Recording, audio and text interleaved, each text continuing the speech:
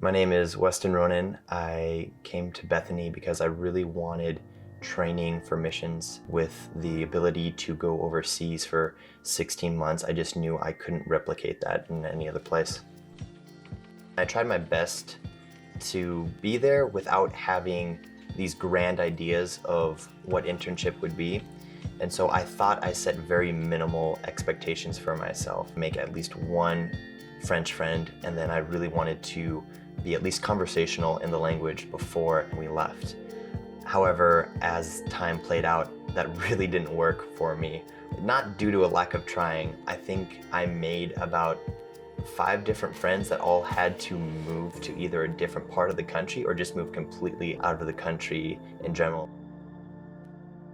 I met this French guy at a gym sometime later, and so we met and got a drink, and the conversation gradually started to shift, and it became a lot deeper, and he really started asking me some deep and heavy-hitting questions. I had answers for it, but for whatever reason in that moment, I could not come up with those answers. Afterwards, all the points that were just running through my head that I didn't feel like I adequately answered, and I texted it off to him.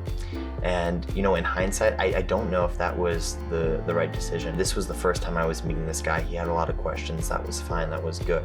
But I don't believe that I needed to have the answers in that moment. So as I look back on it, that's a little bit of a regret that I had. After COVID, some of the restrictions were lifting. There was a young couple in the church that me and my wife were going to. I asked him if him and his wife wanted to have lunch with me and Haley sometime. And he said that would be really awesome. We got a time set, and I'm just nervous. I'm gonna say my 5 lines of French that I know, and then we're gonna sit there in awkward silence for 20 minutes until they decide to go home. But they come in and we start talking.